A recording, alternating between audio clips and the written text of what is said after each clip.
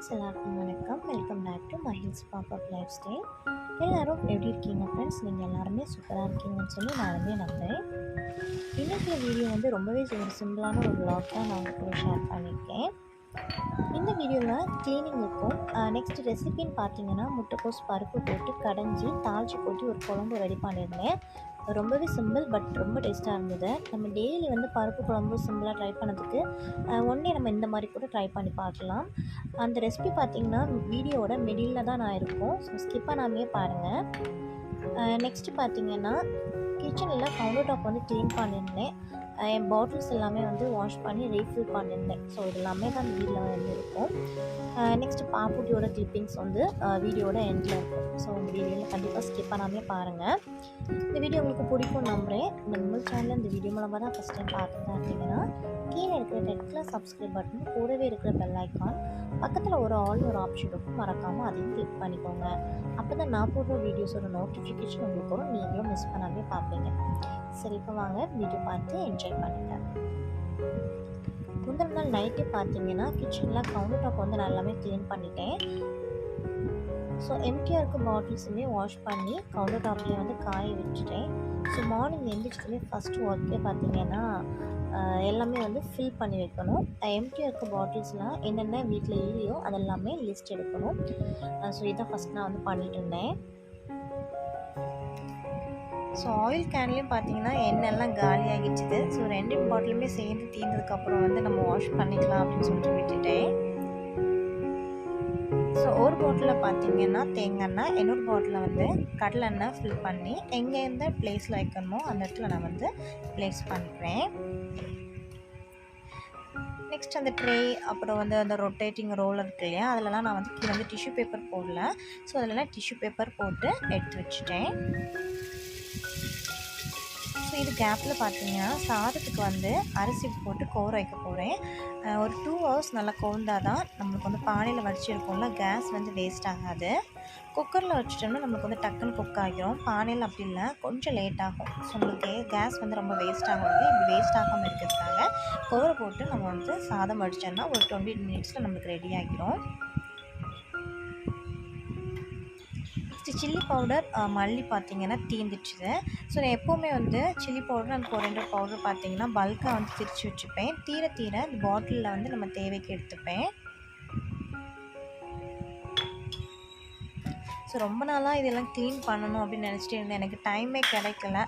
So நேற்று night தான் எல்லாமே வந்து க்ளீன் பண்ணிட்டு படுக்கிறதுக்கே 1 o'clock தான் ஆகிடுச்சுது. என்னை பாப்புட்டி இருக்கனால அவளை வந்து ஹஸ்பண்ட் வந்ததுக்கப்புறம் அவங்க கையில் கொடுத்துட்டு நான் க்ளீன் பண்ண ஸ்டார்ட் பண்ணேன்.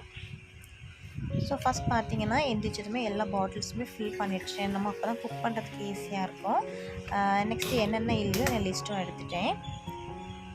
நெக்ஸ்ட் நம்ம டீ போட்டுக்கலாம். ஸோ அம்முட்டிக்கு வந்து பால் நான் வந்து தனியாக எடுத்து வச்சுக்கிறேன். அம்முட்டிக்கு வந்து நான் ஹனி ஆட் பண்ணி தான் இப்போ ரீசெண்டாக கொடுத்துட்ருக்கேன். அவளுக்கு வந்து டீ காஃபியை வந்து நான் இப்போ கொடுக்குறதில்ல. நெக்ஸ்ட்டு இன்னொரு பவுலில் பால் எதுக்காக எடுக்கேன்னா இன்றைக்கி மார்னிங் பிரேக்ஃபாஸ்ட் வந்து ப்ரெட் ரோஸ்ட் பண்ணிக்கலான்னு சொல்லிட்டு தான். ஸோ ஹஸ்பண்ட் பார்த்தீங்கன்னா டீ லவர், அவங்களுக்கு வந்து டீ எடுத்து போட்டுட்டு இருந்தேன்.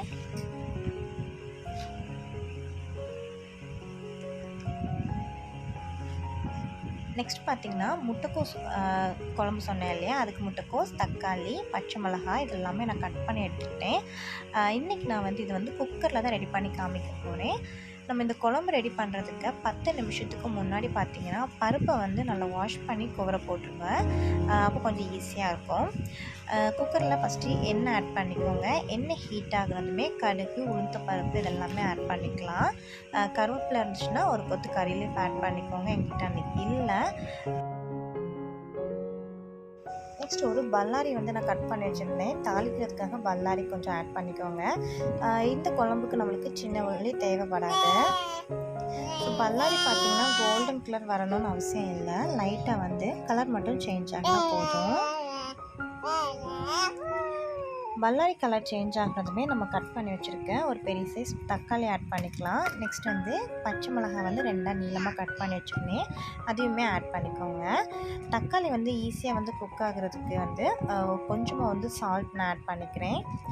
நெக்ஸ்ட் இந்த டைமில் நம்ம மசாலா ஆட் பண்ணிக்கலாம். ஒரு 1/2 டேபிள் ஸ்பூன் போல் மஞ்சள் தூள் ஆட் பண்ணிக்கோங்க.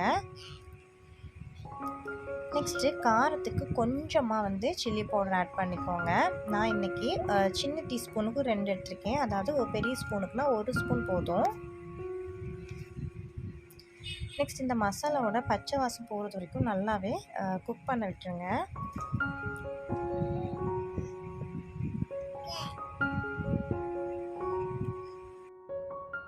கோஸ் பார்த்திங்கன்னா நான் இன்றைக்கி அரை கோஸ் எடுத்திருந்தேன். அதை சின்னதாக நம்ம வந்து பொரியலுக்கு ரெடி பண்ணுவோம் இல்லையா, அதே மாதிரி கட் பண்ணி நல்லா வாஷ் பண்ணி எடுத்துக்கோங்க. ஏன்னா அந்த கோஸில் வந்து சின்ன ஸ்மெல் இருக்கும்.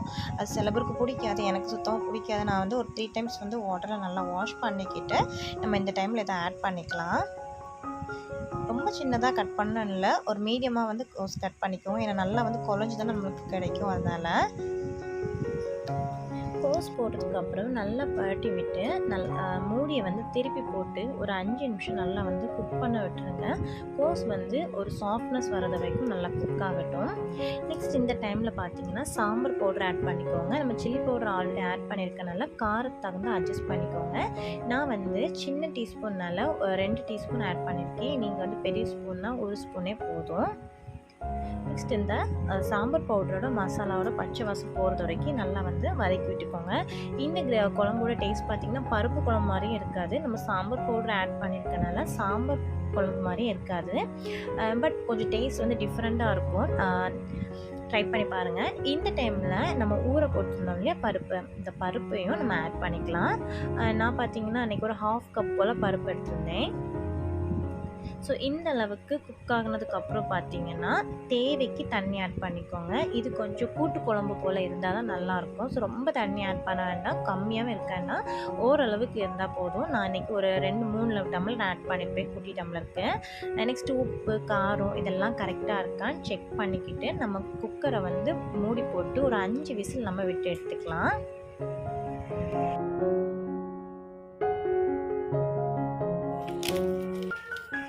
நெக்ஸ்ட் நம்ம காஃபி குடிச்சிடலாம். ஏன்னா பால் கூட ஓரளவு வந்து ஆறிடுச்சு. இன்றைக்கி நான் வந்து சன்ரைஸ் தான் எடுத்துக்கிட்டேன்.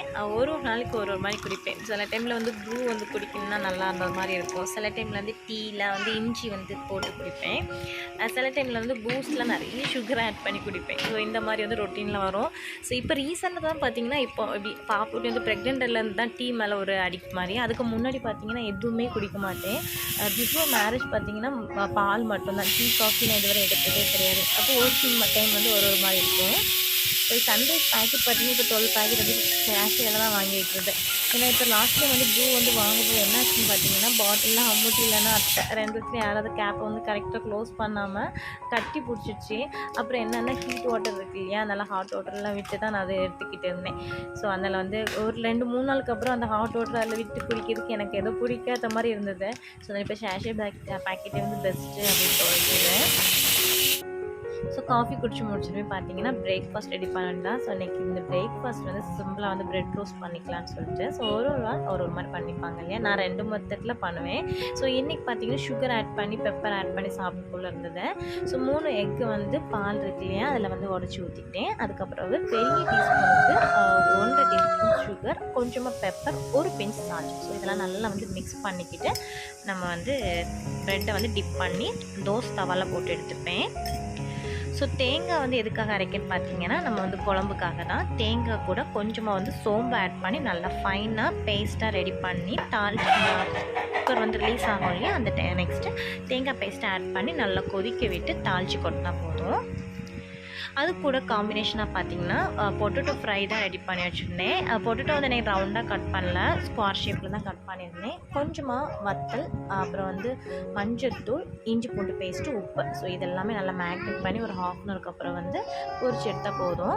கத்திரிக்காய் பொரியல், அப்புறம் இல்லைன்னா வெண்டைக்காய் பொரியல், இதெல்லாமே நல்லாயிருக்கும் காம்பினேஷன். ஏன்னா வந்து அது கொஞ்சம் காரம் கம்மியாக இருக்குமா, அது கூட இந்த மாதிரி ஃப்ரை பண்ணால் தான் டேஸ்ட் நல்லாயிருக்கும்.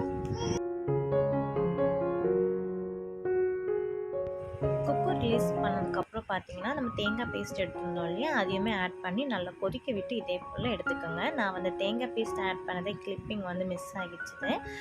நெக்ஸ்ட் வந்து தாளித்து கொட்டிக்கலாம். எண்ணெய், கடுகு, அப்புறம் பூண்டு 2 சின்ன வெங்காயம் இதெல்லாம் தட்டி ஆட் பண்ணிக்கோங்க, நல்லாயிருக்கும். கொஞ்சமாக கருவேப்பிலை, முழு வத்தல் இருந்தாலும் அது கிள்ளி ஆட் பண்ணிக்கோங்க. ஸோ இதே போல் கொஞ்சம் கட்டியாக இருந்தால் தான் எடுத்து சாதத்து கூட பிசைஞ்சு சாப்பிட நல்லாயிருக்கும். நம்ம இன்றைக்கி முட்டைக்கோஸ் போட்டிருந்தாலும் கோஸுக்கு பதில் சவுன்னு கிடைக்கும் இல்லையா, ஸோ அதுவுமே வந்து ஆட் பண்ணாலும் ரொம்ப டேஸ்ட் நல்லாயிருக்கும். நான் அதுவுமே ட்ரை பண்ணியிருக்கேன்.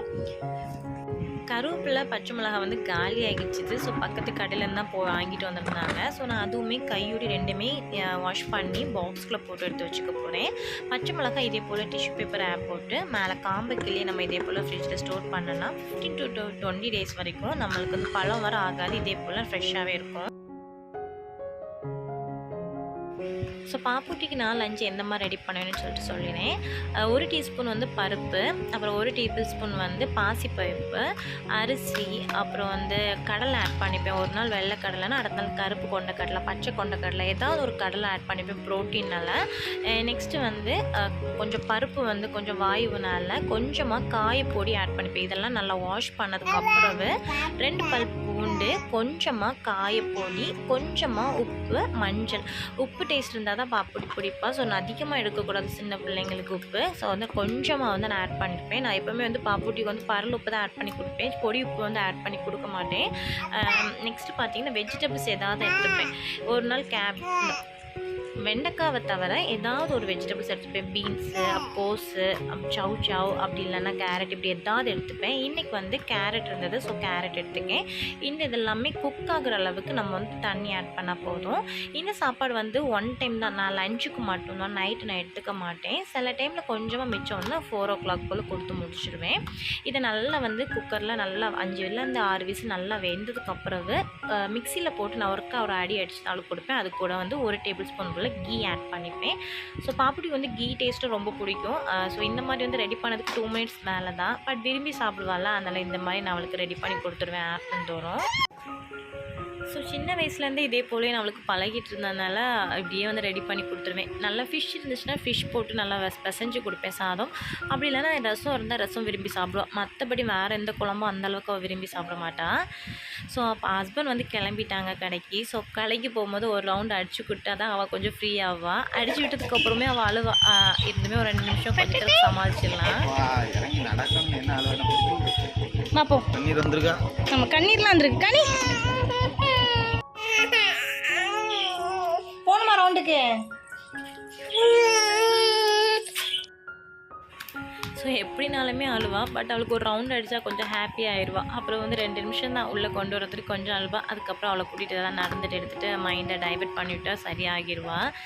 நம்ம இது பழக்காமல் இருந்தால் தான் ப்ராப்ளம் வந்திருக்காது. பட் அம்மூட்டி ஸ்கூலுக்கு கொண்டு போகும்போது சின்ன வயசுலேருந்தே கூட்டிகிட்டு போவாள்லாம், அதில் ரொம்ப பழகிட்டா. சரி, அவளை வந்து கொஞ்ச நேரம் மைண்ட் டைவர்ட் பண்ணதுக்காக உள்ளி பேஸ்கெட்டில் கொஞ்சம் நேரம் உள்ளி எல்லாம் எடுத்து கொடுத்து அந்த பூண்டெல்லாம் எடுத்து விளையாடுவாள். ஸோ அவளை விளையாட விட்டுட்டு பார்த்தீங்கன்னா அந்த கிளாஸ் பாட்டிலில் மேலே ஒரு லேபிள் ஒட்டியிருந்தேன் இல்லையா, அதில் பார்த்தீங்கன்னா நம்ம கை அடிச்சு நம்ம எடுக்க அது வந்து இரேஸ் ஆகிடுச்சு ஆட்டோமேட்டிக்காக. ஸோ அதனால் வந்து இது எல்லாமே என்னென்ன இதுன்னு எந்த மசாலா கொட்டியிருந்தேனே தெரியலை, மாற்றி இருந்தது. சரி ஓகேன்னு சொல்லிட்டு என்னெல்லாம் வந்து நேம் வந்து எரேஸ் ஆகிடுச்சோ அதிலலாம் வந்து நான் எழுதிட்டு இருந்தேன். ஸோ இந்த லேபிள் வந்து நல்ல யூஸ்ஃபுல் தான். நம்மளுக்கு என்னென்ன மசாலாஸ் இருக்குன்னு தெரியும். அட் த சேம் டைம் பார்த்தீங்கன்னா குயிக்காக வந்து அது இரேஸ் ஆகிடுது. நம்ம கையில் ஏதாவது வாட்டர் இருந்தால் கூட.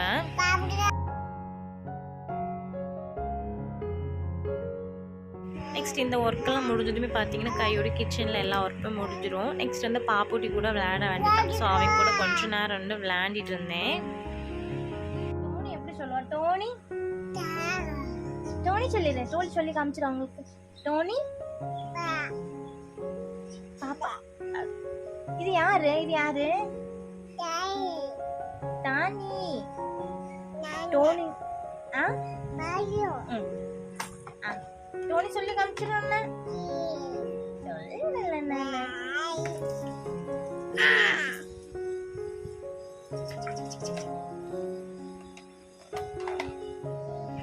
ஸோ அவனுமே விளையாடுறதுக்கு வந்து நல்லா வந்து கோஆப்ரேட் பண்ணுவான். ஸோ அவன் கூட விளையாடும் போது கஷ்டமாகவும் இருக்காது, மடியாகவும் இருக்காது, ஜாலியாக இருக்கும். அவன்கிட்ட பேசிகிட்டே இருப்பான்.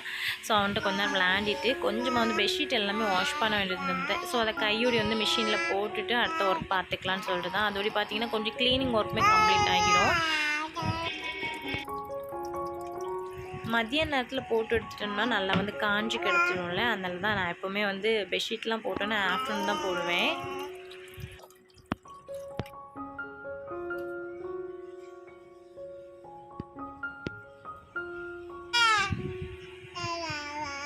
ஸோ ஆல்ரெடி பார்த்தீங்கன்னா மார்னிங் வாஷ் பண்ணதை வந்து ஆல்ரெடி காஞ்சிடுச்சுது. நம்ம மிஷினில் வந்து ட்ரை ஆகி கிடைக்க நல்லா ஒரு 1/2 அன் ஹவர் நல்ல வெயிலில் போட்டு எடுத்தாலே போதும், அந்த ஸ்மெல் போகிறதுக்கு தான்.